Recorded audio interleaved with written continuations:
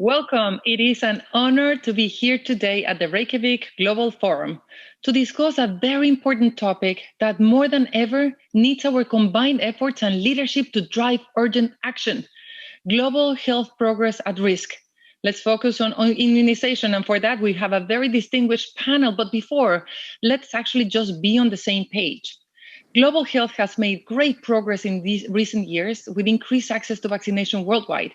But this progress is now at risk as a result of issues like the pandemic. For example, in 2019, the WHO declared vaccine hesitancy among the top 10 global health threats, while in 2020, COVID has demonstrated the importance of vaccines as an essential intervention. Routine immunization services are disrupted in more than 68 countries. That probably can affect more than 80 million children less than 1 year old living in those countries. Postponing measles, rubella, and polio awareness campaigns can actually dramatically produce more outbreaks in 2020. Immunization exists, but inequalities as well.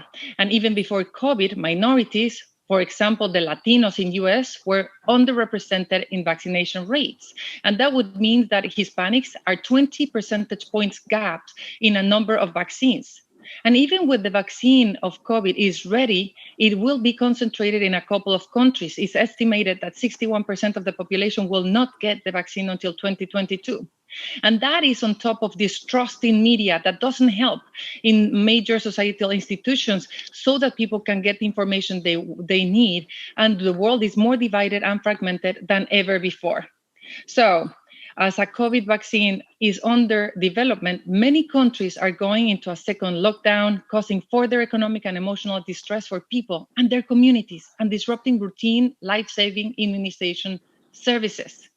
And it is against this context that this session will focus on the urgent need for action to recover vaccination coverage rates and programs hit by COVID-19. We will talk about the impact on children from decreasing vaccination due to the pandemic and the vital importance of getting immunization regimes back on track and to do it in an equitable manner. This distinguished panel will discuss, and I'm going to start with Her Excellency Dr. Aminata Touré. If you don't mind, Her Excellency, what has been the impact of the pandemic on immunization coverage in Africa so far, and what consequences or potential outcomes do you foresee? Well, thank you. The first thing to acknowledge is that COVID-19 came as an additional burden on the health system that were already not strong enough to handle, the health situation in Africa, because I will be speaking from my standpoint here in Africa. We were battling still with some health issues, maternal mortality, children mortality, although we have made tremendous progress. So when COVID-19 occurred, some of the resources had to be allocated to prevention and treatment, and they were taken from ongoing program, including immunization. That's one thing. We were in the progress of strengthening health system, and COVID came as an additional burden on that system that was already struggling. That's the first point. The second point is, and it's a very important one to consider, I don't hear it very often in the media, and there has been a whole debate about immunization and testing any vaccine of COVID on African people. And it was statement, very damaging, issued by very serious scientists in France, for instance, saying that, well, we're going to collect prostitutes in Africa, and we're going to do like we have done, testing on them.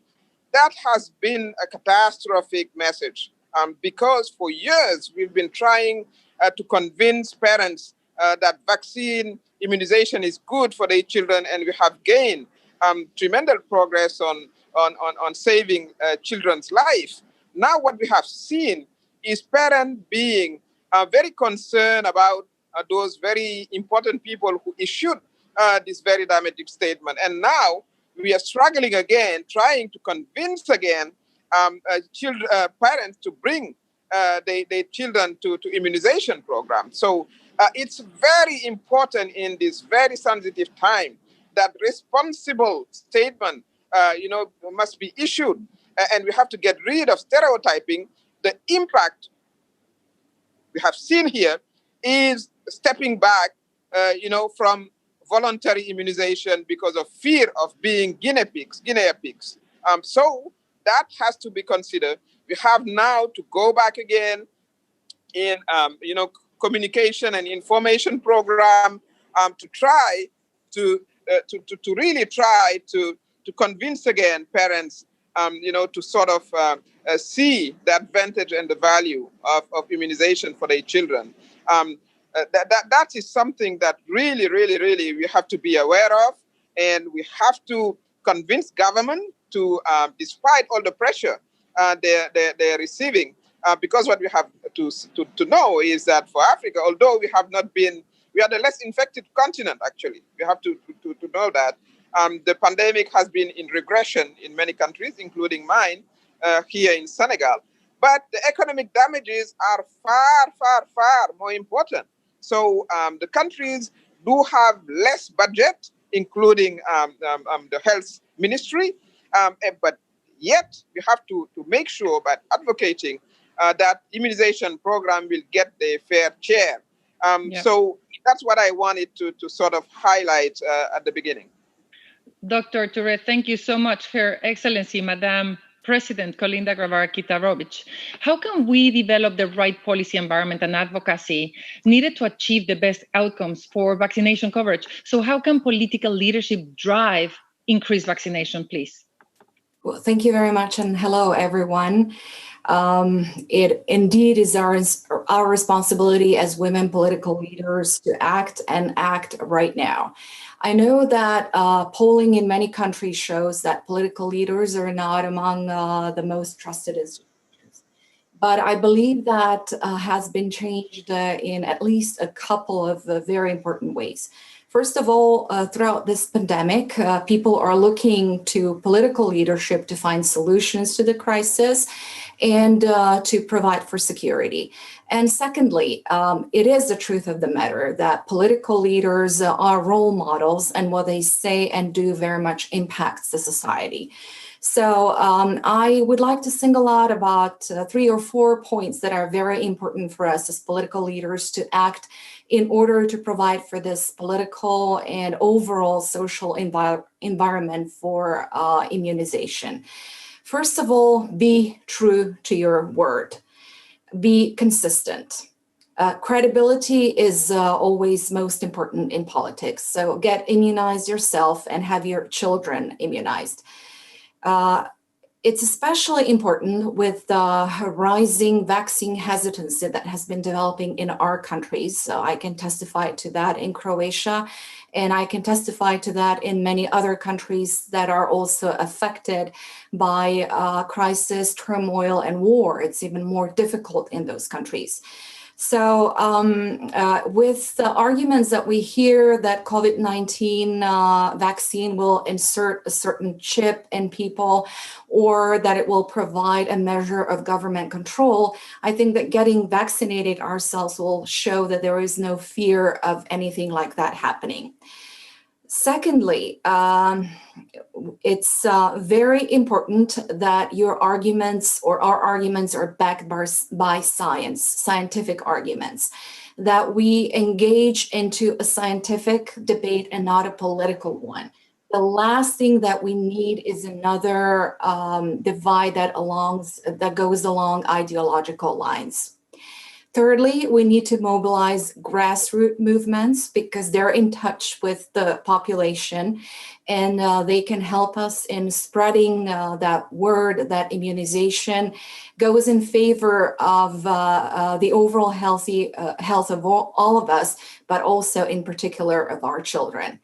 And last but not least, use all means possible. Use the social media, but also use every event that you can participate in and put these arguments forward. Because if we don't do this, we're not only facing a procrastination of the COVID pandemic, but we will be facing childhood diseases that have been eradicated in most parts of the world and then need to be eradicated in some, so that we are safe for the future for us and for our children. Thank you.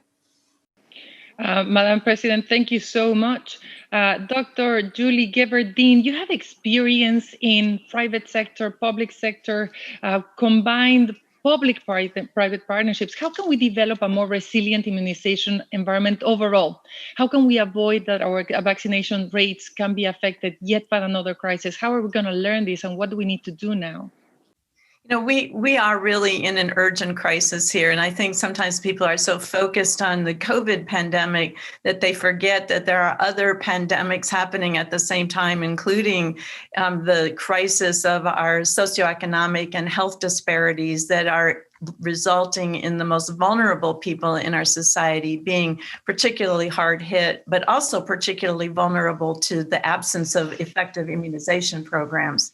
We operate in a very fragile immunization ecosystem at baseline, one that is increasingly challenged by vaccine hesitancy. But then you bring a pandemic into that environment and you really create the perfect storm for under-immunization and outbreaks. So I think we're talking about trust in a variety of different dimensions. And trust is relevant to truth-telling, but truth-telling isn't enough. So obviously, women leaders and political leaders need to tell the truth about the pandemic, the truth about the importance of vaccination. And I completely agree, starting with the science. But truth-telling probably isn't enough. We also have to be transparent.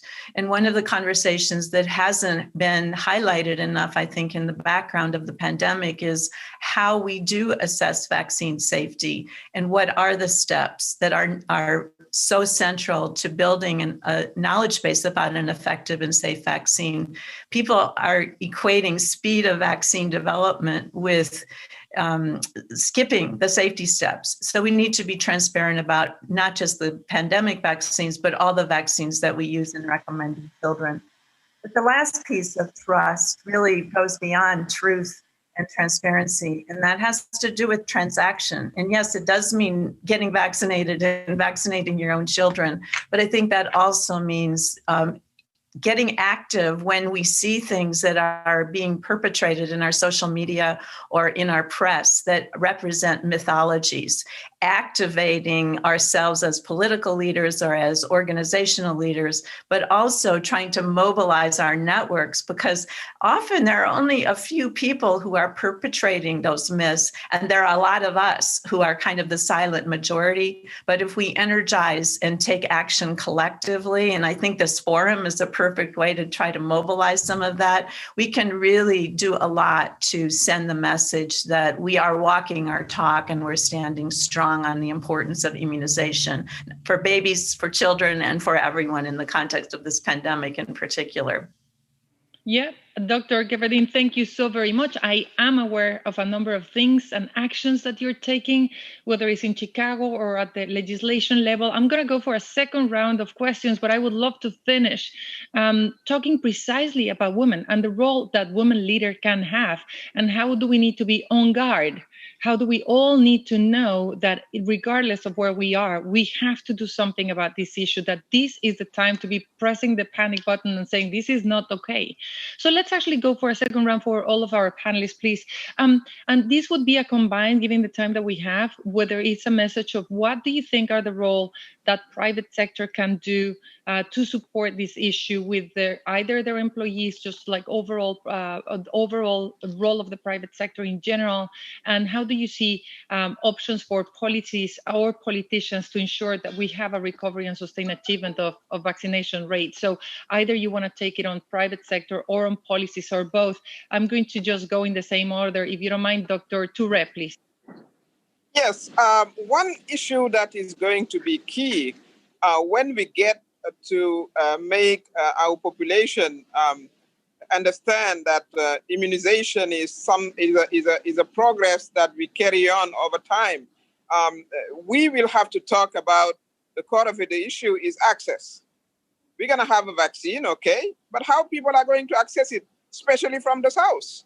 That's where we need to start, talking about the human rights agenda and the right to health as being signed by, all our government and the multilateralism has to also take up the question so it becomes accessible to most vulnerable population.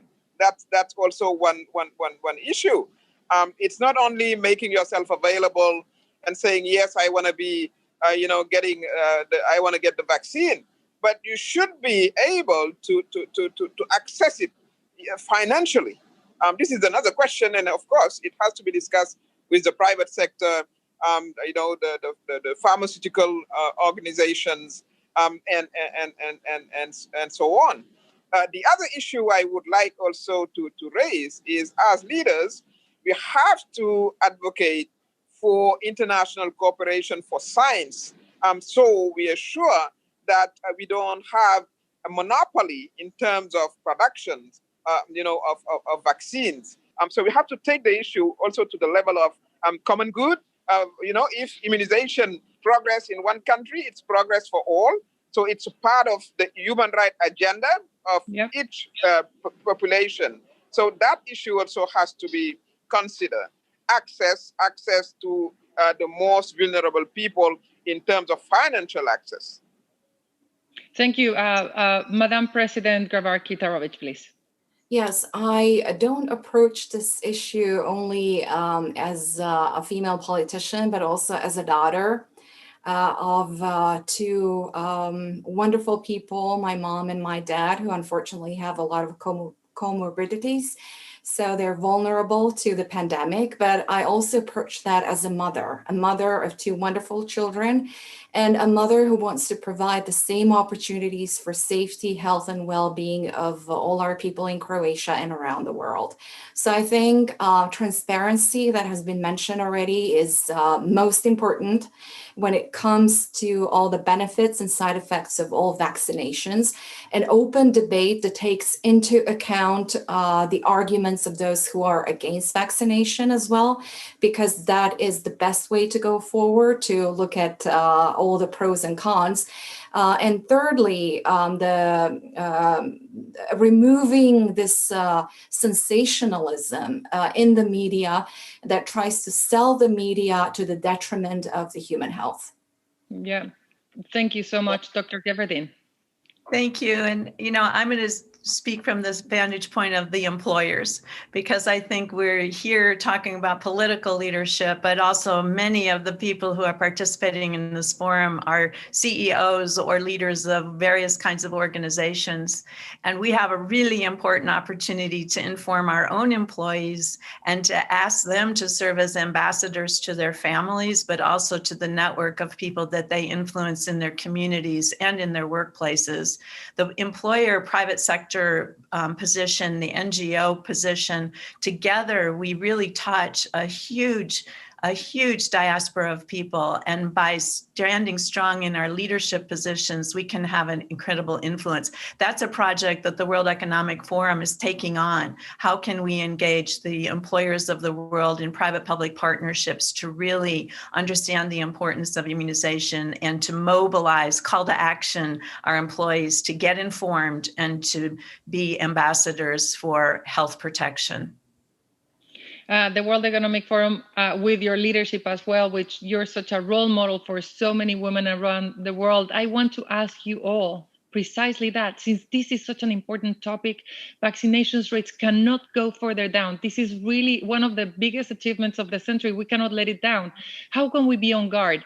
What is the message that you would deliver for all the women that are listening to this panel and other women associations all across the world? What's your message? Please, let's start. Dr. Touré, how can we be on guard? What do you tell women? Well, be on guard. I am my own example.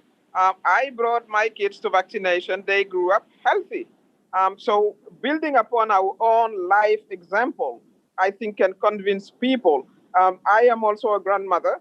My granddaughter have access to vaccine. I would like all mothers, all grandmothers to get their children and grandchildren to be safe and live long.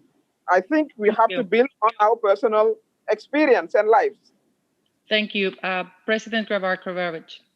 I absolutely agree with Aminata. Vaccinate your children. That's the best way that you can protect them from things that are out of your personal control, but that can be controlled with modern science. Thank you. Dr. Gerberding. speak up and stand strong for health protection. And there's no better health protection than immunization. And I want to thank you, our panelists, for this incredible conversation about something so important as the focus on immunization. My name is Claudia Romo Edelman, founder of the World Human Foundation. Thank you so much for the Reykjavík Global Forum to bringing this topic to the table. Thank you. Thank you. Thank you all.